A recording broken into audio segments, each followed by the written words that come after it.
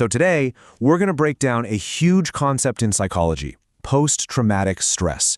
But we're going to do it by looking at something incredibly small, something you might have literally just experienced on your way to work. Think about it. When I say the word trauma, what pops into your head?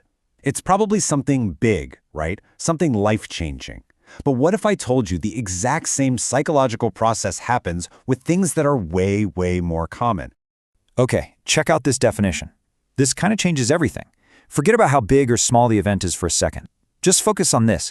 Trauma is any experience you would not want to repeat, where you are not happy with how it turned out. That's it. So simple, but so powerful. Just keep that definition in your back pocket. To really see how this works in practice, let's walk through a little case study. A tiny, everyday incident on the road that you've probably been through 100 times. All right, picture this. It's a pretty good morning. The sun's out, you're feeling okay, maybe you've got your coffee. Everything is just normal.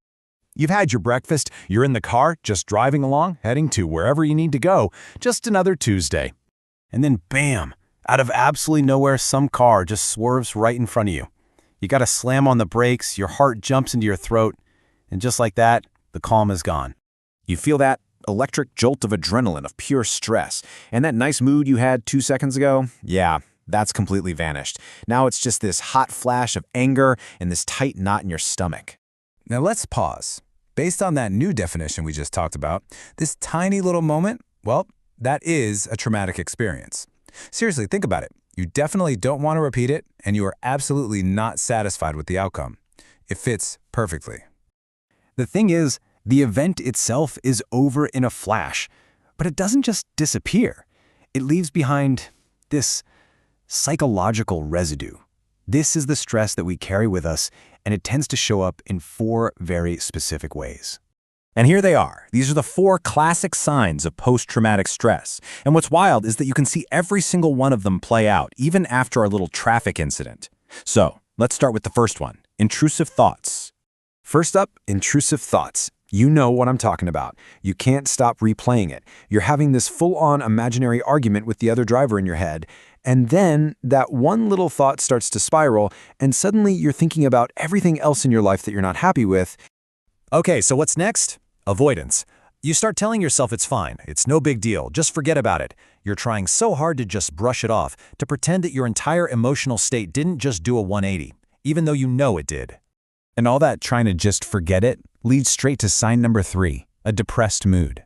That good feeling from this morning? It's toast. And then this funny coping mechanism kicks in. This general thought that, everyone around me is an idiot. It's kind of cynical, but it's a way for our brains to make sense of this new negative feeling that's taken over.